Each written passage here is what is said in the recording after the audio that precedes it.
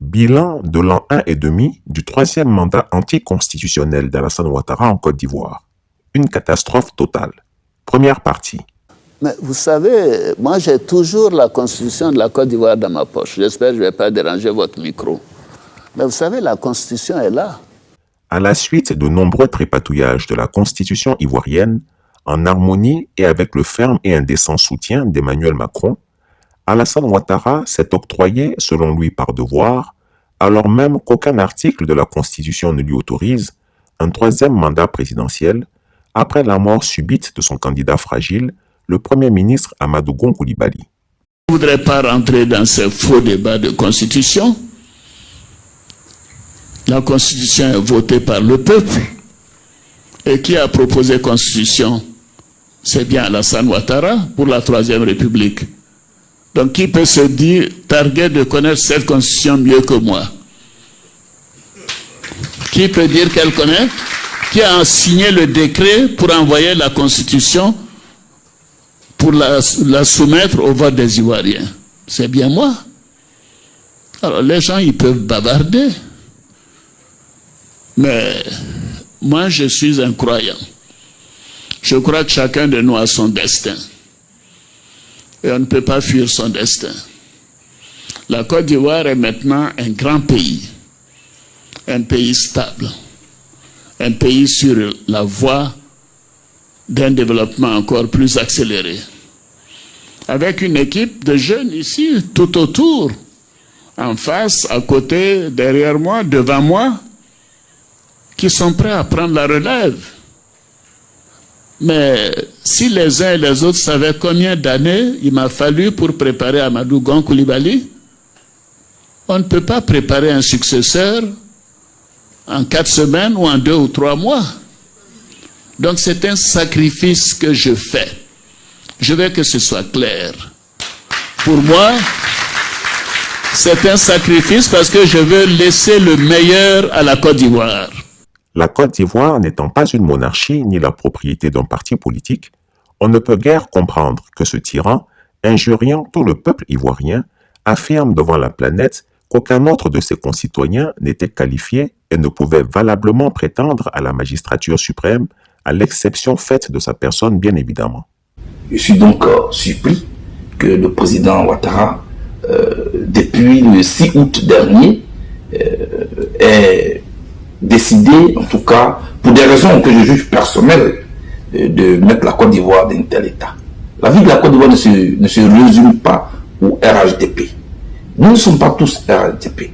Il peut y avoir un point de succession chez lui, mais il ne peut pas imposer cela à la Côte d'Ivoire. Vous comprenez ce que je veux dire? La constitution ivoirienne n'est pas le testament du RHDP, n'est pas le règlement et statut intérieur du RHDP. C'est la constitution d'un État. Pourtant, qui ne se souvient pas de son apparition subite comme une météorite en 1989 dans le paysage politique ivoirien, alors qu'il était un parfait inconnu au bataillon? Les Ivoiriens le découvrirent le jour où feu le président Félix Houphouët-Boigny le nomma ministre. À l'époque, celui-ci avait cru bien faire. En effet, la Côte d'Ivoire était en proie à une crise économique et financière grave. Le pays était au bord du gouffre et l'État presque incapable de payer les salaires des fonctionnaires. Mes chers amis de la Côte d'Ivoire,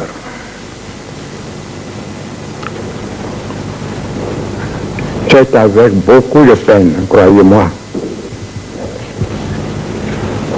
que je vous annonce que les mesures d'assainissement financier et économique que vient de communiquer à la nation au nom du gouvernement, Monsieur le ministre des Finances Komoué, seront intégralement appliqués.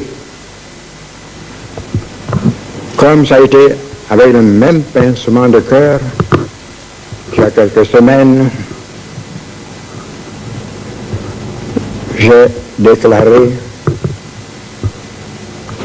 aux producteurs dont le travail nous nourrit tous, que nous sommes amenés à réduire de moitié le prix de leur production clé, café et cacao. ce qui leur coûte une baisse brutale, donc une perte brutale de 200 milliards CFA. Tout le peuple ivoirien est sensibilisé par la diminution du salaire des fonctionnaires, de la solde des travailleurs privés. Si nous ne prenons pas ces décisions, nous souffrirons beaucoup. Nous en souffrirons beaucoup. Le parti du président Houphouët-Boigny, le PDCI-RDA, était miné de l'intérieur par une rivalité de plus en plus bruyante entre les partisans des deux dauphins constitutionnels et putatifs, à savoir l'ancien président de l'Assemblée nationale, Philippe Grégoire Yassé, et son successeur, Henri Konan Bédié. Les uns digéraient mal la disgrâce de leur mentor, alors qu'il était enfin si près du but, et les autres, partisans d'Henri Konan Bédié, président de l'Assemblée nationale nouvellement élu, qui n'entendaient pas s'en laisser compter. Se sachant très malade et voyant le problème de sa succession devenir récurrent au sein de son parti, le président Houphouët-Boigny ne voulut pas en rajouter en nommant un premier ministre ivoirien qui aurait pu se voir pousser des ailes. Mais face à l'exigence et la pression de la communauté internationale, dans la tourmente du vent de l'Est européen qui soufflait sur le continent, le vieux consentit à nommer un premier ministre qui n'était pas du sérail, ce qui éviterait une guerre de succession. Vous avez entendu le jeune et brillant gouverneur Alassane traiter avec compétence et sérieux le problème auquel nous trouvons malheureusement confrontés. Le problème de notre développement économique et social. Il a traité avec une hauteur de vue que nous devons non seulement comprendre les uns et les autres, mais soutenir de notre compréhension, de notre confiance. À la tête d'une petite équipe des ministres, il a accompli, malgré les difficultés énormes, un excellent travail. Je lui fais confiance, vous lui ferez confiance. Alassane Dramane Ouattara, selon l'entendement de Félix Houphouët-Boigny, ne devrait aucunement mettre en cause l'article 11 de la Constitution de l'époque qui désignait à sa mort le nouveau président de l'Assemblée nationale comme son successeur, et ce, jusqu'aux prochaines élections. Mal lui en prit. Non seulement Alassane Ouattara se découvrit un destin messianique, mieux, il eut une oreille attentive en la personne du dauphin déchu, Philippe Grégoire Yassé, pour fourbir un coup d'État contre le sphinx de Daoukro. Le même M. Ouattara, qui était Premier ministre à cette époque, ne voulait absolument pas entendre parler de la succession de M. Bédié, la succession constitutionnelle, c'est-à-dire succession sans élection. Exactement. La Constitution disait qu'en cas de décès du président de la République, c'est le président de l'Assemblée nationale qui devient président de la République. C'était clair, c'était voté à l'unanimité, c'était adopté, c'était constitutionnel. On appelait ça l'article 11 à l'époque. Eh bien, à la mort du président Houphouët-Boigny, le même Ouattara, qui était Premier ministre de M. Houphouët-Boigny, en relation, en complicité avec un de nos aînés, paix à son âme, qui s'appelait le président Philippe Yassé, ancien président de l'Assemblée nationale, ensemble, on voulait empêcher l'application de la Constitution. C'est comme aujourd'hui, encore le Conseil constitutionnel. Eh bien, là aussi, je me suis opposé.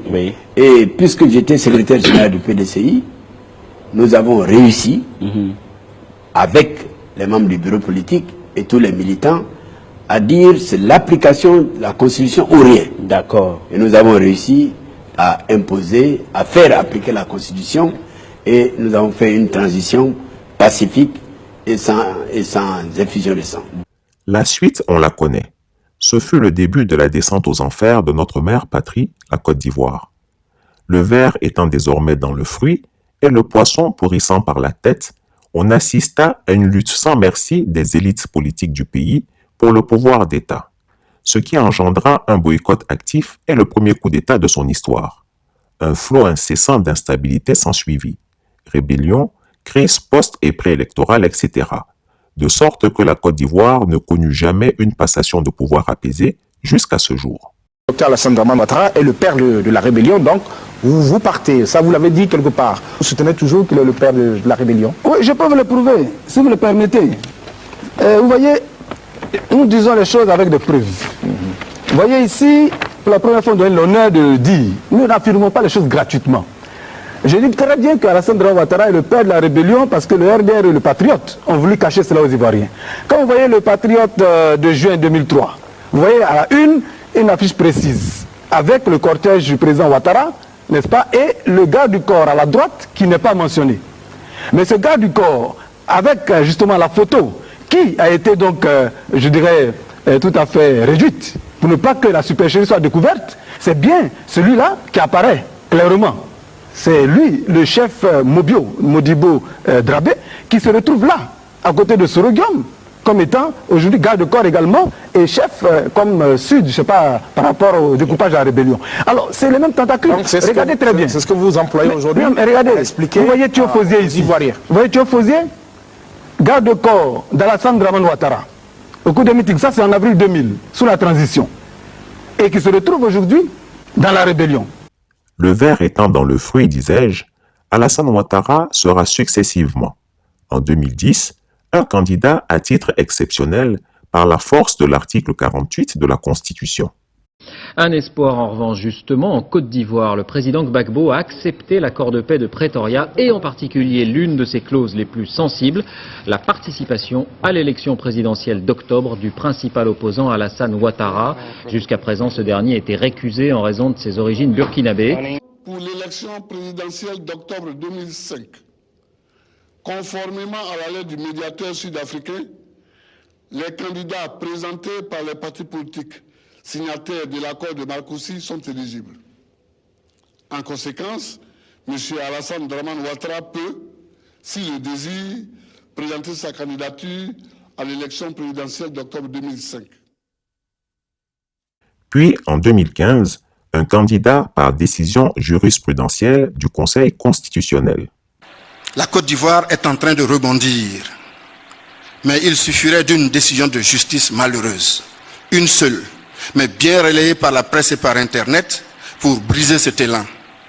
Malheur donc à celui par qui un tel scandale arrivera.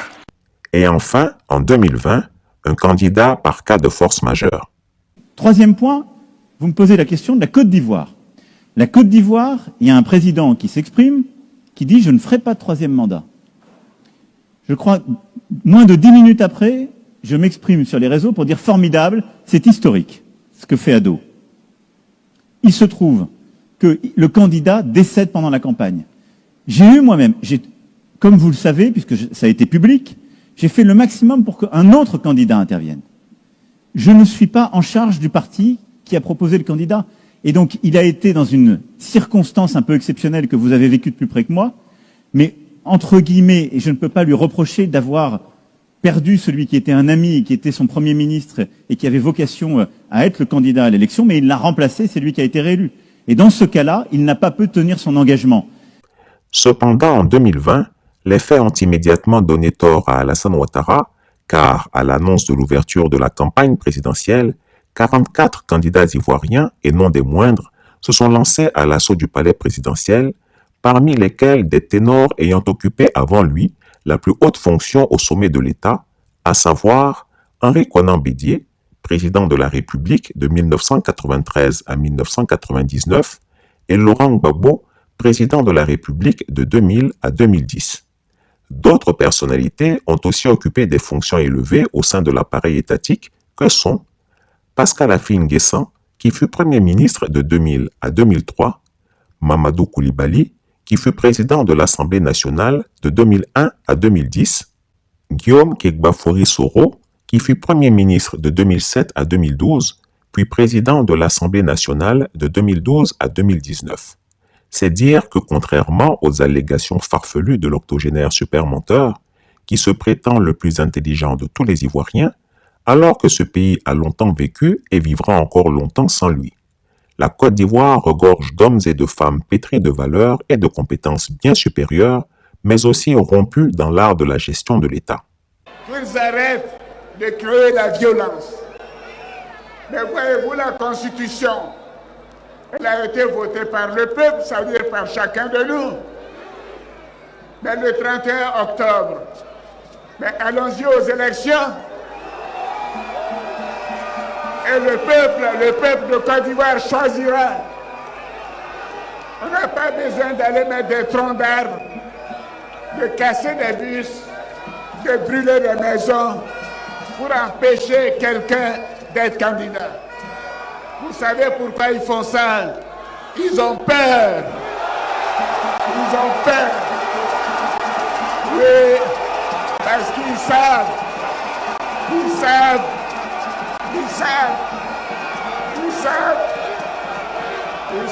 que ils ont peur. Ce sont des peureux. La suite, on la connaît tous. Le braquage scandaleux du pouvoir, à l'encontre même de la loi fondamentale, ne pouvait que s'accompagner de celui de tout le processus électoral. Entre un conseil constitutionnel parjure et corrompu, qui s'est permis de rejeter des candidatures pourtant valides, pour ne retenir que la seule candidature qui ne pouvait l'être parce qu'illégale, une commission électorale aux ordres et non indépendante, et jusqu'à la violente répression des démocrates, le despote Alassane Ouattara a mis en œuvre, et ce, dans une mare de sang, son troisième mandat illégal, illégitime et inconstitutionnel. Nos institutions doivent être respectées.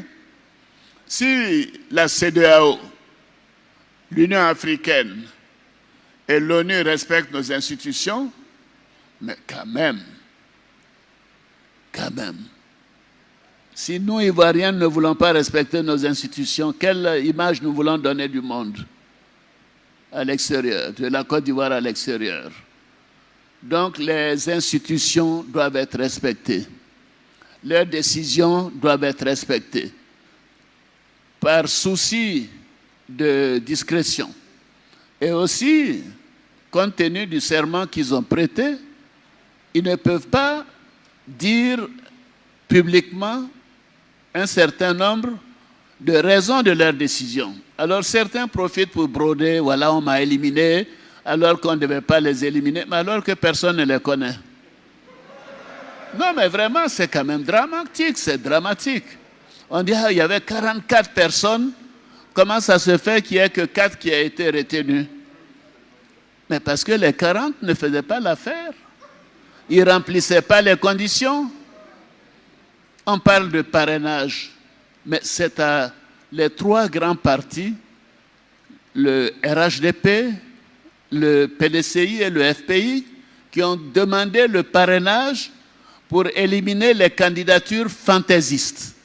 Donc tous ceux qui ont été éliminés sont des fantaisistes. Cette insulte publique d'Alassane Ouattara à toute la nation en général et à toute la classe politique ivoirienne en particulier restera une plaie béante dans notre histoire. L'oublier serait une grave faute collective pour la mémoire de notre pays. Passons donc au travers du bilan. Après plus d'1 an du 3e mandat anticonstitutionnel du dictateur obsessionnel Alassane Dramane Ouattara, entamé en octobre 2020. Au plan moral, un 3e mandat rythmé par des morts mystérieuses en cascade. 4 premiers ministres ivoiriens décédés en moins d'1 an, dont 2 trucidés ou poussés à la mort par ses soins. On a vu tour à tour passer les corps refroidis de Amadou Gon Coulibaly, dont la mort a été précipitée par sa sortie brutale de convalescence, par la seule volonté d'Alassane Ouattara, qui l'a obligé à reprendre le travail au pas de course contre l'accord de ses médecins. Ahmed Bakayoko, assassiné par empoisonnement pour avoir songé à récupérer la candidature du RHDP à la présidentielle à la suite du décès subit d'Amadou Gon Coulibaly. On a également vu défiler les dépouilles du Premier ministre Seydou Eliman Diarra et du Premier ministre Charles Konan Banny, tous livrés aux aléas brutaux de la maladie, évacués trop tard de cette Côte d'Ivoire au système de santé déficient et précaire. Les Ivoiriens ont assisté à un véritable ballet funèbre au sommet de l'État. Mamadi Diané, le conseiller présidentiel d'Alassane Ouattara, a lui aussi cassé la pipe sous nos yeux. Que dire du ministre de l'administration territoriale, Sidiki Diakité, mort en plein exercice de ses fonctions pendant les élections. Sans oublier le président du Conseil économique et social, Charles Kofi Dibi, qui s'en est allé sans coup férir. Ce fut également le cas d'Amadou Soumaoro, dit Cimetière, président de l'Assemblée nationale. Il me faut rappeler également le cas de ces deux grands imams, des chers dévoués à Alassane Ouattara, qui ont eux aussi passé l'arme à gauche. Toutes ces morts, comme si une terrible malédiction frappait le régime ensanglanté d'Alassane Ouattara. Au plan politique, un troisième mandat synonyme de désastre institutionnel. Jamais en 62 ans d'indépendance, la Côte d'Ivoire n'a été marquée par une telle prise d'otage des leviers du fonctionnement démocratique de l'État. Toutes les institutions politiques ivoiriennes se désagrègent sous nos yeux et ne fonctionnent plus. Elles sont bloquées. Absolument tout est ramené au trio Alassane Ouattara, Téné-Birahima Ouattara dit la Fiole et Dominique Ouattara la matrone. Le gouvernement est dirigé par un Patrick Hachi affaibli médicalement par des polypes intestinaux et éthiquement par sa haute corruption avérée dans le scandale des Pandora Papers. Les révélations tonitruantes du haut-parleur Kobena Adjoumani confirment la gravité du malaise qui sévit au sein du Conseil des ministres où tout le monde se regarde désormais en chien de faïence. L'Assemblée nationale, depuis la démission de Guillaume Soro en février 2019, était dirigée par un moribond, Feu Amadou Soumaoro, mort des suites d'un cancer virulent de la prostate. Incapable d'assumer la fonction, il a dû céder l'intérim à un Adama Bictogo qui était si impatient de le voir mourir, fatigué d'attendre son tour. Il finit, avec la bénédiction de l'opposition ivoirienne, par s'asseoir définitivement sur le tabouret de la présidence de l'Assemblée nationale. Une énième façon pour nos fameux opposants de légitimer le troisième mandat illégal du dictateur des lagunes. Remarquons également que contrairement à ce que demandait la Constitution, le pays n'avait pas de vice-président de la République jusqu'à tout récemment. Le poste, qui était vacant depuis la démission cinglante de Daniel Kablan-Duncan en 2020, a été comblé par la nomination de Kone Tiemoko Mélié le 19 avril 2022. Ne vous laissez pas distraire par cette nomination. Alassane Ouattara n'a pas du tout renoncé à la dévolution monarchique du pouvoir au profit de son frère cadet, Téné-Birahima Ouattara dit la Fiole, pour sa propre quiétude et la survie de son clan. On se croirait en pleine conquête des territoires par les Almoravides d'antan. Notre justice, quant à elle, a désormais totalement dit adieu à ces deux principes fondamentaux que sont la quête de la vérité et l'indépendance. Dans la République violée du troisième mandat, des concitoyens croupissent dans les geôles, tandis que d'autres, condamnés pour les mêmes faits et au même titre, circulent librement au vu et au su de tous. Vive la Ouattari, et puis ça ne va pas quelque part. L'humour des Ivoiriens quand tu nous tiens. Le parti présidentiel. Parlons-en. Le RHDP est tellement divisé que les querelles internes s'exacerbent entre le clan Hachi Adjoumani et le clan La Fiole Bictogo. Pour couronner le tout, la création de l'UGN, l'Union du Grand Nord, est venue rogner un peu plus la formation au pouvoir. Le bilan du RHDP est catastrophique. Ce parti s'est tellement désagrégé qu'il préfère pour survivre le repli identitaire, tribal, communautariste, régionaliste, religieux, désuet, archaïque vers l'Union du Grand Nord. Quant à Alassane Ouattara, c'est un malade chronique, perclus de pathologies lourdes, que sa démarche claudicante révèle à tout observateur averti. Malheureusement pour lui, son mal n'est pas que physique, il est aussi mental, car sa mythomanie et sa mégalomanie, fort connues, ont largement altéré son sens de la réalité. C'est donc le sauve-qui-peut au plan politique. Le château de cartes s'écroule. Face à une certaine opposition qui demeure malgré tout, Alassane Ouattara a échoué à soumettre le très résilient président Henri Konan Bédié et n'a pas non plus réussi à faire taire le très expérimenté président Laurent Gbagbo. En effet, Alassane Ouattara avait espéré que celui-ci crèverait à la CPI. Quant à Guillaume Soro, toujours en exil, il continue d'obséder l'octogénaire supermenteur. Fin de la première partie. Chris Yapi ne ment pas. Retrouvez Chris Yapi sur son nouveau compte Twitter, ses deux chaînes YouTube, sa chaîne Dailymotion, Instagram et Mediapart.